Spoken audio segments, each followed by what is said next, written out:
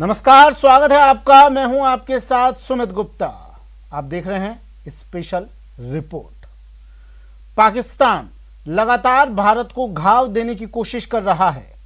एक तरफ एलओसी पर उसकी नापाक साजिश जारी है, तो दूसरी तरफ वो जासूसों के जरिए हिंदुस्तानी सेना की अहम जानकारियां चुराने की कोशिश में लगा है। इतना ही नहीं, दाऊद इब्राहिम और उसके गुर्गों के जरिए पाकिस्तान हिंदुस्तान में नशे का काला कारोबार भी करवा रहा है। आज इन्हीं सब खबरों पर हम विस्तार से बात करेंगे। तो चलिए शुरू करते हैं आज की स्पेशल रिपोर्ट।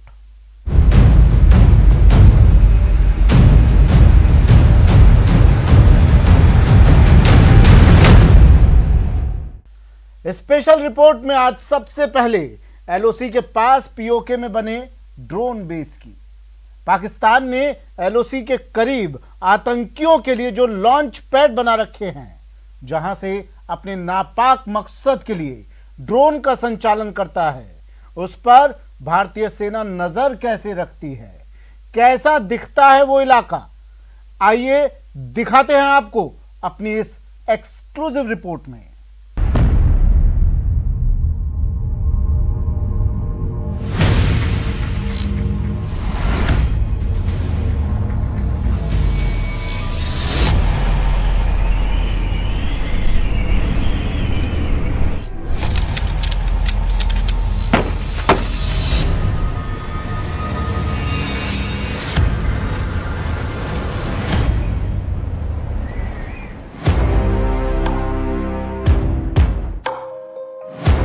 न्यूज 18 की टीम पीओके की फॉरवर्ड पोस्ट तक पहुंची। पहली बार टीवी कैमरे में असली एलओसी कैद हुई। जिस इलाके तक न्यूज 18 की टीम पहुंची वो पाकिस्तान की फायरिंग रेंज में आता है। किस्से कहानियों में दिखने वाला ये इलाका असल में कैसा है और कैसी दिखती है यहाँ भारतीय फौज की पहरेदारी, सबसे पहले एक झलक उसी की।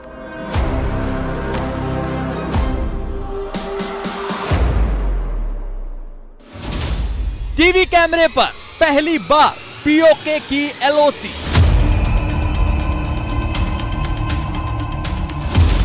जीरो लाइन के करीब भारत की मुस्तैदी। हम लोग एलओसी के बेहद करीब ऐसी लोकेशन पे है जो कि सबसे ज्यादा खतरनाक मानी जा सकती है। सर्वेलेंस रूम से दिखता पाकिस्तान का प्लान।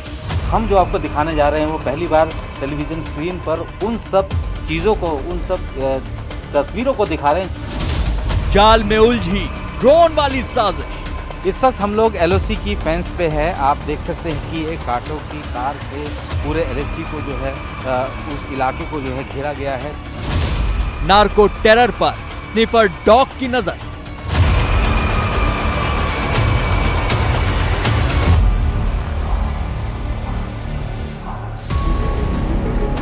न्यूज 18 पहली बार एलओसी पर बने भारतीय सेना के उस सर्विलेंस रूम में पहुंचा जहां से पाकिस्तान की सेना और आतंकी हरकतों की गहरी साजिशें और उनके सबूत साफ साफ नजर आते हैं। सारे जितने भी शेल्स हैं ये सब पाकिस्तान ने जो है इस पूरे इलाके में, बीजी सेक्टर के इलाके में इन्फिल्ट्रेशन के वक्त जो है उनको आसान बनाने के लिए इन सब चीज़ों को फायर किया जाता रहा है और सीज फायर वायलेशन जो है इन्हीं के जरिए किया जाता है। ये 81 mm मोर्टार है। इसका इस्तेमाल जो है पाकिस्तान जो है भारतीय चौकियों पर जो है बॉम्बिंग के लिए करता है। साथ ही जो यहाँ पे जो लोकल है उन पर भी जो है ये इसी से जो है इससे निशाना बनाते हैं। उसके बाद ये आप देख सकते हैं कि ये 120 mm मोर्टार का टेल फिन है जो कि पाकिस्तान की सेना जो है यहाँ पे भारतीय चौकियों पर चलाती है। और साथ ही आप ये देख सकते हैं कि 105 mm यानी कि फील्ड गन, इसके आप शेल देख सकते हैं। ये वहाँ से मारे गए हैं, ये आर्टिलरी के शेल्स हैं और यहाँ पे आके गिरे हैं। जम्मू एयरफोर्स स्टेशन पर हुए ड्रोन के धमाके की चोट से भारतीय सेना अब पूरी तरह उबर चुकी है और चौकन्नी भी है। सेना के अधिकारियों की माने तो फिलहाल इस इलाके में ड्रोन वाली हरकतें तो नहीं हो रही, मगर फिर भी ये इस वक्त की सबसे बड़ी चुनौती है। ड्रोन को पाकिस्तान ने अब अपना एक नया हथियार बनाया है। जम्मू के एयरफोर्स स्टेशन पर ड्रोन के जरिए हमला कर पाकिस्तान ने ये दिखाने की कोशिश की कि वो भारतीय सीमा में किसी हद तक जाकर आतंकी गतिविधियों को अंजाम दे सकते हैं। भारतीय सेना लगातार इन ड्रोन की काट ढूंढने में लगी हुई है और यही वजह है कि एंटी ड्रोन जो सिस्टम है उसको बड़ी तेजी से लाने की कोशिश में भी है। हालांकि सेना के साथ सबसे बड़ी दिक्कत है कि उनका एरिया बहुत बड़ा होता है और ऐसे में सब जगह को कवर कर पाना ये बहुत मुश्किल है। पाकिस्तान के इस नए हथियार से निपटने के लिए भारतीय सेना के लिए उन आतंकियों से निपटने की बड़ी चुनौती है जिनकी पीओके में ट्रेनिंग चल रही है। यहीं से आतंकी भारत में घुसपैठ करते हैं। भारतीय सेना की नजर मोहरा शरीफ, कोटली, नकिया, बालाकोट, जंदरोट और तत्ता पानी पर टिकी रहती है जो महज चंद किलोमीटर के ही फासले पर हैं। पीओके के ये वो बदनाम इलाके हैं जहां जैश ए मोहम्मद और लश्कर तैयबा के ट्रेनिंग कैंप हैं और अभी भी सक्रिय हैं। इस वक्त हम लोग बीजी सेक्टर के हमीरपुर में हैं और यहाँ से जो पीछे वाला हिस्सा जो आप देख सकते हैं दूर दूर तक वो निकियाल है, यानी कि कोटली डिस्ट्रिक्ट का वो जगह निकियाल बोला जाता है इसको। और यहाँ से आतंकियों के कैंप जो है वो लगातार चलते रहते हैं और पिछले जब से जो है सीज फायर हुआ है उसके बावजूद जो है लगातार यहाँ पे वो कैंप चल रहे हैं। आतंकियों की घुसपैठ रोकने और पाकिस्तान की सेना की हरकत पर लगाम लगाने के लिए पूरी एलओसी पर भारतीय सेना ने बाड़बंदी कर रखी है। न्यूज 18 की टीम एलओसी की बाड़ को पार करके दूसरी तरफ के भारतीय इलाके में भी पहुंची। उस इलाके में कुल 12 गांव हैं और 5000 के करीब लोग रहते हैं। ड्रिल होती थी, सायरन बजता था तो हमें बताते थे, चले जाते थे। तो एलओसी के पास बेहद मुश्किल हो जाता है उस वक्त पढ़ाई लिखाई करना भी, क्योंकि लगातार पाकिस्तान की तरफ से जो है फायरिंग होती रहती थी। चूँकि अभी फायरिंग नहीं हो रही है तो थोड़ा राहत ज़रूर है, लेकिन कोरोना की वजह से जो है जो ई लर्निंग क्लासेस हैं वो नहीं हो पा रही हैं दूसरी जगह दूसरे स्कूल में, इसीलिए इनकी पढ़ाई ज़ाया ना हो, इसी वजह से जो है इनको अलग कम्युनिटी क्लासेस में लाकर जो है उनकी पढ़ाई को पूरा किया जा रहा है। एलओसी पर लगी कटीली बाड़ के दूसरी तरफ से आने जाने वालों पर सेना की पैनी नजर भी रहती है।